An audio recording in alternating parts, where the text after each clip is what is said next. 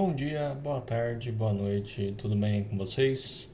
Hoje então a gente vai estar falando sobre um pouco mais sobre a nossa nova distribuição, que são os sistemas operacionais Linux, né?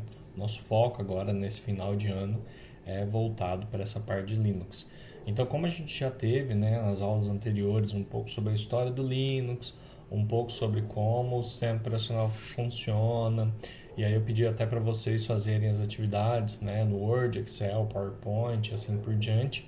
Então agora a gente vai estar falando sobre algumas características um pouco mais específicas sobre o sistema operacional Linux, tá? Então a primeira coisa que eu queria falar para vocês é sobre as partições Linux. Então eu coloquei aqui meio que um roteirinho para vocês, vou estar disponibilizando para vocês depois esses slides, obviamente, e aí vocês vão poder ter uma reflexão sempre que houver essa necessidade. Mas vê se faz sentido esse texto que eu acabei escrevendo para vocês. Imagina o seguinte: a gente pegou um computador, certo? Esse computador ele tem o Linux instalado. E aí a gente pega e abre o gabinete. E aí vem a pergunta: o que a gente vê? Né? Então, abriu um computador, gabinete do computador, e aí a gente percebeu que dentro desse gabinete tinha dois HDs, né? Distintos, vamos dizer assim. Então a gente tem aqui nesse caso dois HDs IDEs e dois HDs seriais ATA ou HDs SCSI, tá? Esse serial ATA, só para lembrar, é o padrão mais atualmente utilizado, que é o SATA, tá? Mas pensando aí em algumas características, né, eu vou dar uma revisada rápida nos próximos slides sobre o que é o HD IDE, o que é o HD ATA, o que é o HD SCSI, tá? Então, olha aí, opa, calma aí. Vamos falar sobre esses tipos diferentes de HD agora e voltamos para o Linux logo em seguida. Então, só para lembrar vocês, o HD IDE é esse carinha aqui, ó. Ele é mais quadradão, mais tipo um tijolo mesmo, né? Vamos dizer assim, né? Ele tem taxas de transferência em torno de 20 megabytes e hoje em dia a gente tem aí HDs do tipo IDE que tem aí 500 GB, 1 tera de HD. Mas o maior problema desses HDs é que eles têm uma taxa de transferência muito baixa. Consequentemente, a gente tem aí a evolução dele, que é os HDs SCSI, que possuem uma taxa de transferência, como vocês viram aqui, de 20 megabytes para 160 megabytes. Então a taxa de transferência é muito maior nos HDs do tipo SCSI. A principal diferença do SCSI para o IDE é que, como vocês podem ver, o tamanho ele é bem semelhante, né? Do IDE ao SCSI. A principal característica diferente é a conexão, né? Aqui a gente tem alguns pinos que podem ser facilmente danificados e consequentemente acaba perdendo essas vias. E o SCSI, não sei se vocês conseguem ver aqui, que essa imagem não está muito legível, ele já tem os pinos internos, então a chance da gente conseguir danificar esses conectores é muito menor. Então ele tem uma vida útil até maior por causa disso. E por último, a gente tem os HDs do tipo SATA, que é o padrão mais comumente utilizado hoje, né? Então você vê que enquanto o SCSI tem 160 megas de transferência de dados por segundo, o SATA chega aí 768 megabytes por segundo, né? E ele tem então esse conectorzinho em formato de L para transferência de dados, tá? E aí, beleza. Falando sobre essa parte de HDs, dando essa relembrada, que foi mais ou menos no começo do ano, né, que a gente falou de HDs, então agora a gente vai falar sobre as partições. Quando a gente liga um computador, quando a gente quer acessar alguma informação no nosso computador, a gente tem aí vários tipos de HDs, né? E cada um deles é de um tipo diferente. E aí como o Linux consegue diferenciar eles, né?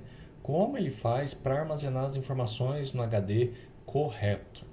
Vamos parar para pensar um pouco de como o Windows funciona. Toda vez que eu coloco um HD novo no Windows, ele cria uma partição para mim daquele HD. Então, se eu vier aqui, por exemplo, né? Ó, vocês conseguem ver aqui que eu tenho vários HDs. Olha lá, eu tenho o disco local C2 pontos, que é um HD, o disco local D2 pontos, que é outro HD, o pendrive que está espetado aqui das aulas, que é outro, né, HD, vamos dizer assim, outro armazenamento de dados, e a gente tem o Go Drive aqui. Então, o que a gente consegue ver nessa visão?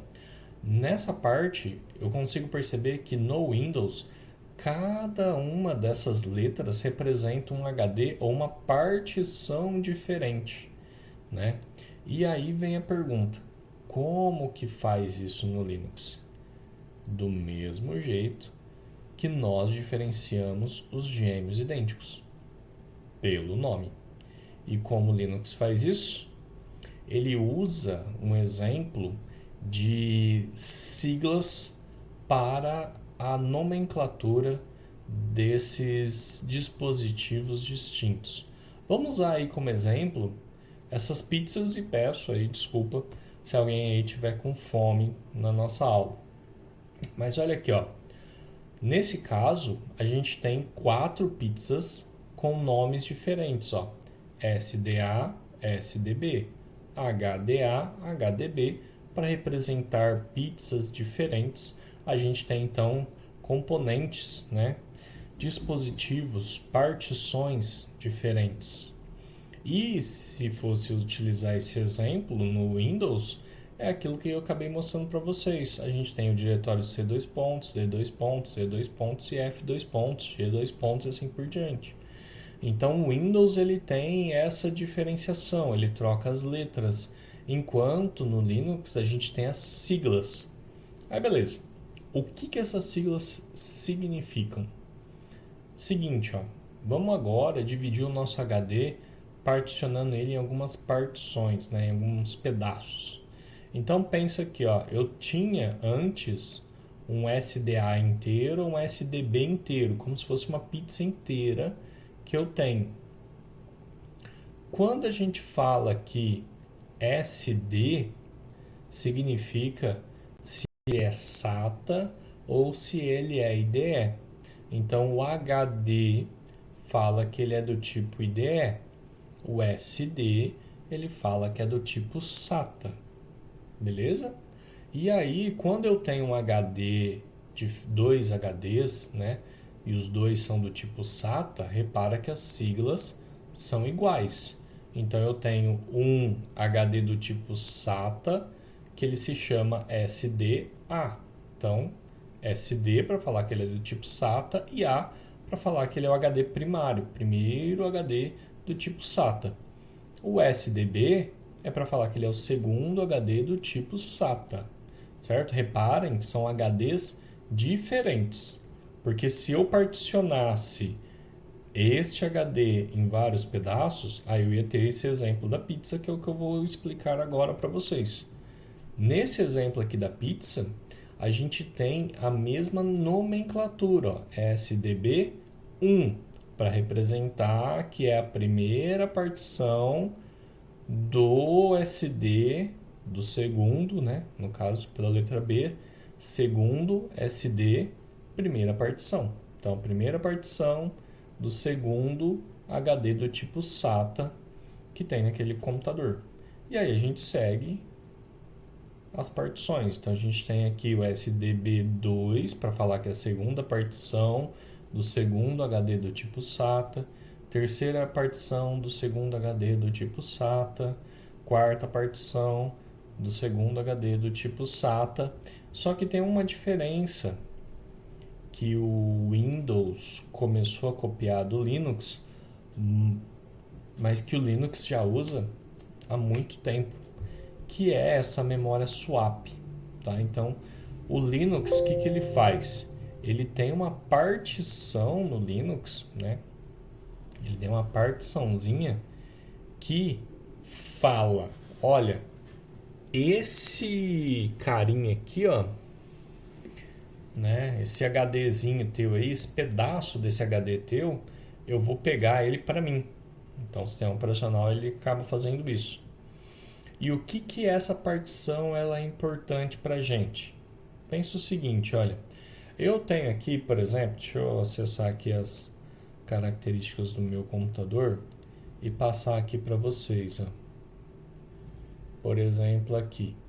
Aqui eu estou falando que eu tenho de memória RAM instalada 16 gigas nesse computador, né? Então ele é um Intel Core i5 da 7ª geração, né? Com 16 gigas de memória RAM. Beleza. Até aqui nenhuma novidade, né? Só que o que acontece?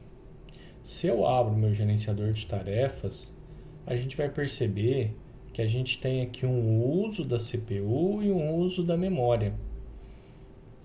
No Windows, até algumas versões anteriores do sistema operacional, quando eu começava a abrir mais coisas aqui no meu computador, essa memória ia sendo preenchida, né? Porque como vocês sabem, quanto mais componentes eu tenho abertos dentro do meu computador, mais memória eu vou estar utilizando. E chegar uma hora que isso daqui ia chegar em 100%. Chegando em 100% significa que eu não tenho mais memória disponível no meu computador. Então, nesse exemplo meu, é como se eu tivesse utilizado então 100% dos 16 gigas do computador. E o que o computador Windows fazia antigamente?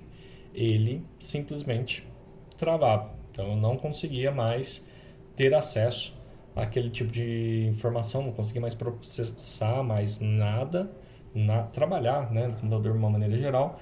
Por quê? Porque eu tinha usado 100% da memória RAM do meu computador. E aí travava o computador e ele, por motivos de segurança, desligava e religava o computador. Então ele entrava no modo de reinicialização, porque era uma forma que ele matava todos os processos e começava a subir o sistema operacional de novo para ver se ele voltava aí ao normal, né?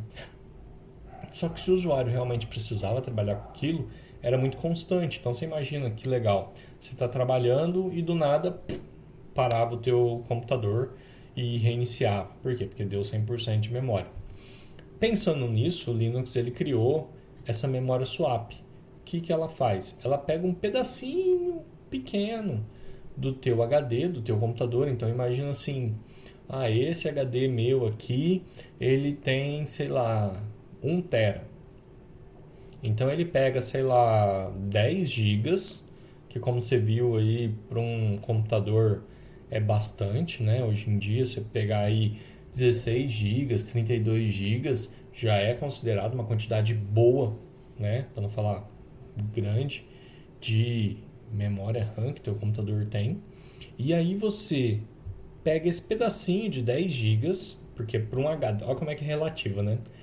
10 gigas, né? Vamos pegar o exemplo do 16 gigas. 16 gigas de memória RAM é bastante. 16 gigas de HD é ínfimo, porque a quantidade de gigas que a gente tem no HD é muito maior do que a quantidade de gigas que a gente tem em memória RAM.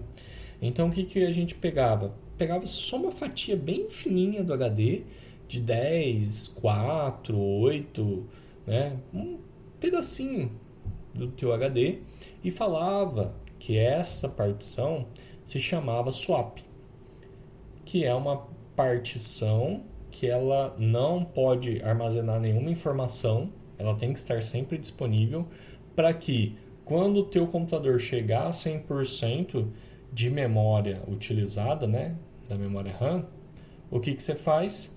Você pega essa memória que está aí parada, né, do HD teu, essa partição tua que está parada no teu HD, que é a memória swap, e simula ela como se ela fosse uma extensão da sua memória RAM.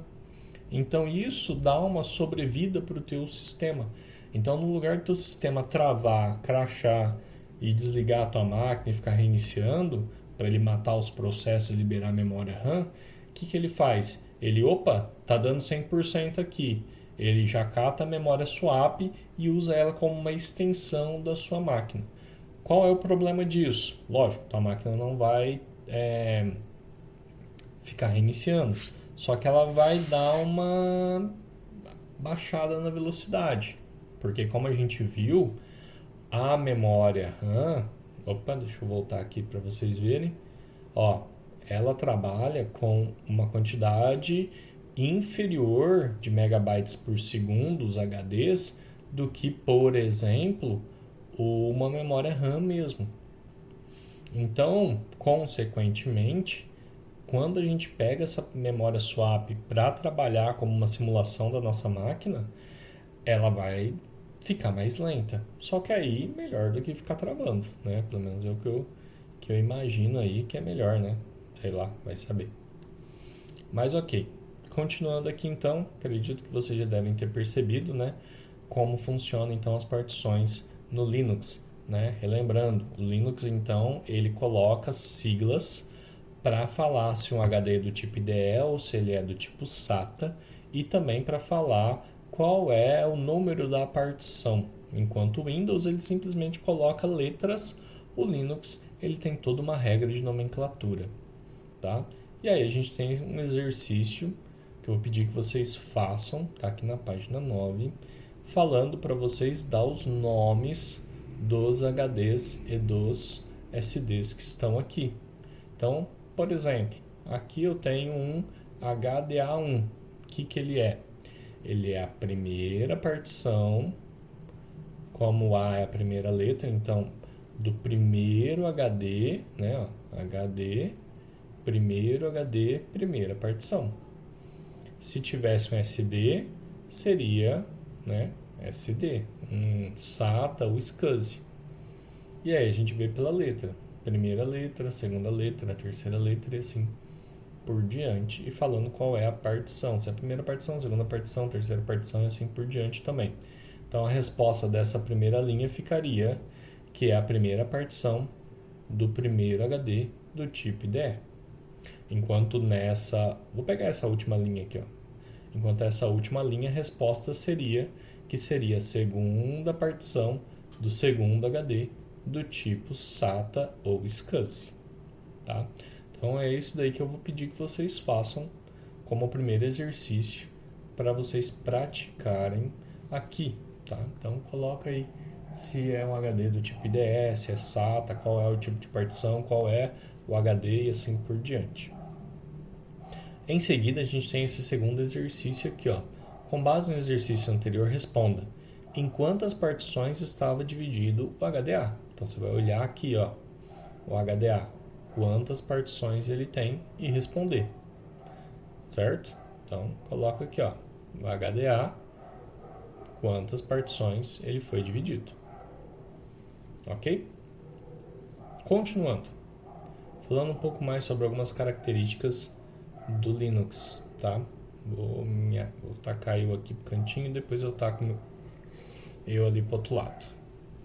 Aqui, ó, a gente tem um resuminho dessa parte de tudo que eu expliquei até agora para vocês, ó. Então a gente tem aqui, ó, a partição dev, partição HDA. O que ele fala? Que ele é a partição primária, também conhecida como master, né? Então toda vez que o sistema operacional for carregado, ele vai ser carregado pela partição primária master. E aí o HDB, então no caso, ele vai ser o slave, então seria o escravo. Então primeiro ele carrega o master, se ele não achar alguma coisa ele procura no slave, mas ele segue esse padrão. Sempre essa primeiro, depois essa daqui por segundo. E aí a gente tem aqui as outras, ó, HDD, HDC, certo? HDC então seria o secundário master e o HDD secundário slave, beleza? Então HDA, HDB, HDC, HDD, beleza? Relembrando aqui os números de identificação do que eu falei para vocês até agora há pouco, ó.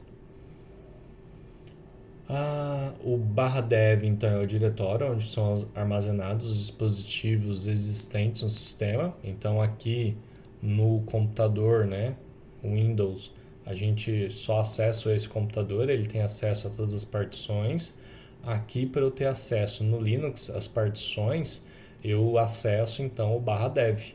O /dev então seria como se fosse este computador que tem no Windows, tá? E dentro desse barra dev, então, que tem os HDs particionados ou não, né? Dependendo de como é que foi configurado. Lembrando que a primeira sigla aqui, HD, significa se ele é do tipo IDE ou SCSI ou SATA. A letra A fala qual é a identificação, né? Primário, secundário, terciário, assim por diante. A, B, C, D e assim por diante. E o número representa a identificação do número de partições que está naquele disco rígido. Então eu posso ter aí um HD particionado em 4 ou 5 partes e aí ele vai diferenciar por esse número aí, né? Um exemplo que a gente pode colocar seria como se fosse a representação, por exemplo, aqui da cidade, né, das casas de uma cidade, onde que as duas primeiras siglas fossem, por exemplo, o bairro daquela cidade, a letra representasse a rua e o número da casa, né? Então, a junção dessas informações te deixa único dentro daquela associação de dados, né? Então, dentro de uma sequência de casas de uma rua ou de um bairro, a gente consegue ter uma individualização através dessas regras. Beleza? E outra coisa aí que a gente tem de diferente no Linux para o Windows é a questão das raízes de diretórios principais e subdiretórios, né? Só relembrando o que a gente fala de raiz e diretório principal é justamente essa imagem que eu estou mostrando aqui para vocês, né? Então, se eu tenho um diretório que é principal, né, dentro de uma sequência de grandes diretórios, a gente ou chama ele de diretório raiz ou de diretório principal. O que muda entre o nome raiz e diretório principal? O nome raiz representa realmente o primeiro diretório daquele computador, né? Então, quando eu abro o meu computador, por exemplo, ele seria o diretório raiz, porque dentro do diretório meu computador eu tenho acesso a todos os diretórios que tem dentro daquele computador. Enquanto um diretório principal pode ser um diretório que a gente não necessariamente seja o primeiro diretório, mas sim um diretório que é importante para a gente dentro de alguma especificação ou de alguma exemplificação do que a gente está fazendo, né? Então, naqueles exercícios que eu passava para vocês em Windows, que eu pedia para vocês criar o diretório escola e dentro do diretório escola eu pedia para vocês criarem o primeiro, segundo, terceiro ano e assim por diante. Lembra disso? Naquele exemplo que a gente estava falando, o diretório principal seria, por exemplo, o diretório escola, enquanto os demais seriam seus subdiretórios. Tudo bem? E a gente tem aí algumas outras características que são um pouco diferentes, tá? Sobre a relação da visualização do Linux. Primeira coisa que vocês podem notar de diferente aqui é que, ao contrário do Windows, né, que as janelinhas para fechar, né, minimizar, fechar, maximizar ficam aqui no canto direito da tela, no Linux eles ficam no canto esquerdo da tela. Então a gente vê aí como se fosse um espelho. Outra característica bem diferente é que nos sistemas operacionais Windows a gente tem a barra de tarefas aqui na parte de baixo do computador, né? No Linux, a barra de tarefas fica aqui na lateral para cima. Lembrando que tudo depende também da distribuição que a gente está utilizando, né? Distribuições diferentes podem gerar situações diferentes, tá? Mas temos aí também a questão dos ícones, né? As cores e assim por diante, mas tudo é configurável, então não é uma coisa tão relevante assim. O que é importante para vocês é a questão da nomenclatura das pastas, né? Olha só, dentro aqui do sistema de arquivos, que é como se fosse o meu computador, né, do Windows, eu tenho várias pastas e cada uma dessas pastas serve para armazenar uma certa informação, uma certa característica diferente daquele sistema operacional. Então, por exemplo, na barra bin, é porque, né, a barra é a raiz. Então, para eu acessar o diretório bin, né, a gente fala que é a barra bin. Dentro da pasta bin, ele serve para armazenar algumas informações. Dentro do boot, outras. Dentro do CD-ROM, outras. Dentro do dev, outras. Então, se a gente fosse seguir um exemplo aqui, seria a mesma coisa que eu estivesse acessando no diretório C2 pontos aqui, ó. Então, tá vendo? Aqui eu tenho arquivos de programa, aqui eu tenho usuários, aqui eu tenho Windows, aqui eu tenho... Aqui eu acho que é mais comum, é mais essas, mas aí eu tenho pastas ocultas que podem estar aqui também guardadas. Então, no Windows, mais ou menos, a gente já sabe, né? Quais são as funcionalidades do armazenamento de cada uma dessas pastas aqui. O Linux é uma coisa nova, então a gente vai aprendendo, né? Então a gente tem pastas, a gente tem pastas com nomes relativamente estranhos por serem novos, mas que cada uma delas tem uma funcionalidade, tem uma importância dentro do Linux, tá? Deixa eu ver, se eu não me engano eu coloquei um slide falando um pouco sobre isso, tá? O Linux usa o sistema de arquivos padrão FSSTND. Ele tem como objetivo facilitar a vida dos usuários e administradores, pois mesmo os que tiverem distribuições distintas do Linux, como os caminhos do sistema de arquivos sempre vai ser o mesmo, eles não terão que inventar a roda toda vez. Lembra? O Windows é da Microsoft. A Microsoft é uma empresa única que gera aí o Windows. Então, todos os sistemas operacionais Windows seguem as mesmas regras de pasta, de diretórios, ícones, cores e assim por diante, porque todos eles vão da mesma empresa. O Linux é um sistema de livre acesso, né? Então, qualquer pessoa pode criar uma versão Linux. Eu posso criar, por exemplo, uma versão chamada Pedrux, por exemplo, ou Etex, e vai ser válida, né? Eu posso pegar uma distribuição Linux, mudar algumas coisas e falar que é uma versão minha. Não tem problema disso. O Linux é livre, então ele não tem esse tipo de cobrança. A única cobrança que ele faz é no sentido da utilização das pastas. Então você pode mudar o que você quiser dentro do Linux, desde que você siga as regras de que toda vez que você vai armazenar alguma informação do usuário, você guarde, por exemplo, na pasta USR. Toda vez que você for criar um arquivo temporário, você você armazena esse arquivo temporário dentro de mídia. Então, assim, não que seja essa função, tá? Mas eu só estou dando os exemplos.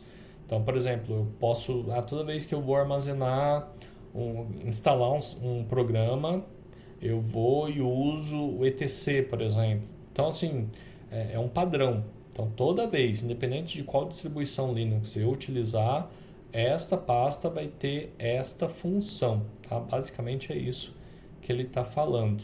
Mas vamos explicar um pouco mais sobre os principais diretórios e as suas funções aí para dar uma ilustração melhor disso daí. O raiz, como eu falei para vocês, é essa barra, né? Então, é onde que a gente armazena os outros diretórios do sistema Linux. Se compararmos com Windows, seria a mesma coisa que uma daquelas letras. Então, C2 pontos, o D2 pontos, E2 pontos, aqui a gente representa pela raiz, que é a barra. Reparem que a barra é invertida no Windows e no Linux. Tá?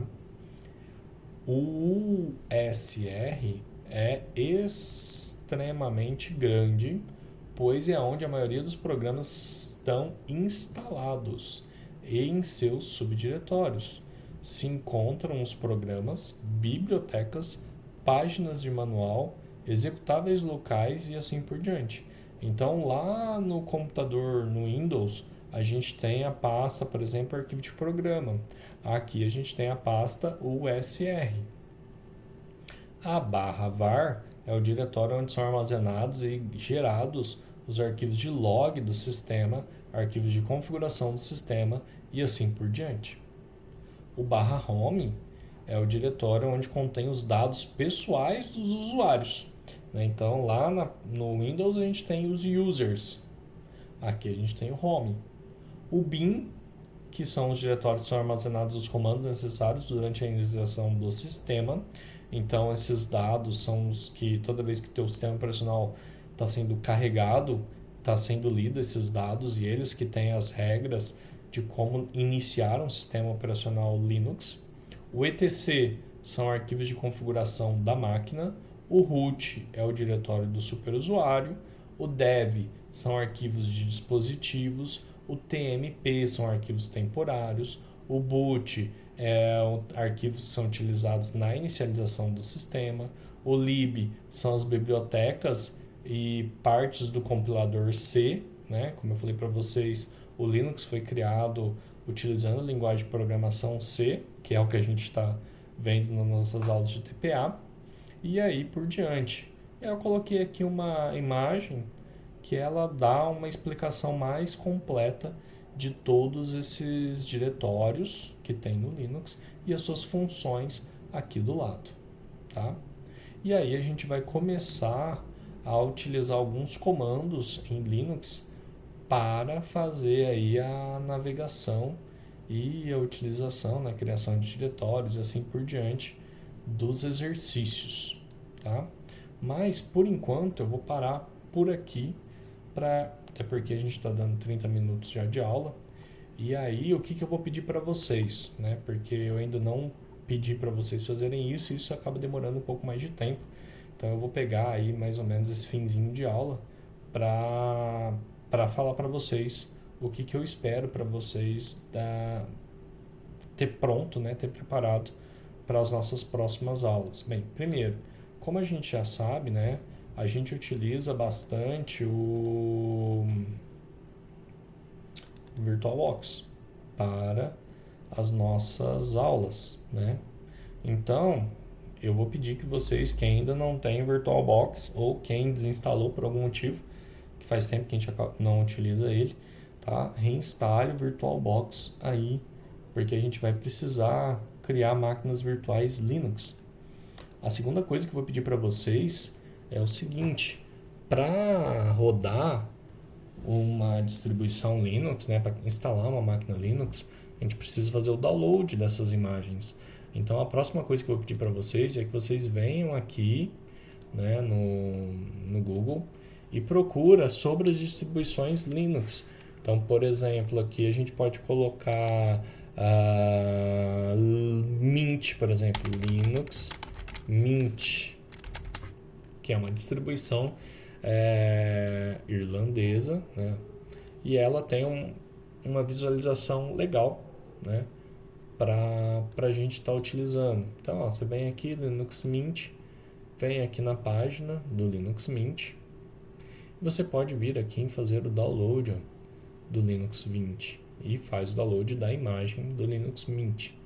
Uma outra distribuição que ela é assim legal, né, de ser trabalhada, como vocês podem ver aqui na imagem, ele até tenta seguir um pouco do padrão do Windows, né? Então não é um choque muito grande para as pessoas que nunca usaram Linux da vida. A gente também tem aqui, ó, o Ubuntu, tá? O Ubuntu também é uma distribuição Linux que ela também é de fácil acesso, tá? Então a gente consegue ter uma visão bem legal do Ubuntu para isso, tá? Então a gente pode vir aqui, ó, download o Ubuntu Desktop, ó, e a gente tem aí então acesso ao Ubuntu também, tá? Então o que eu vou pedir para vocês? Faz o download do Mint, faz o download do Ubuntu ou, né, de alguma outra distribuição Linux, né? Se vocês procurarem aí na internet distribuições Linux,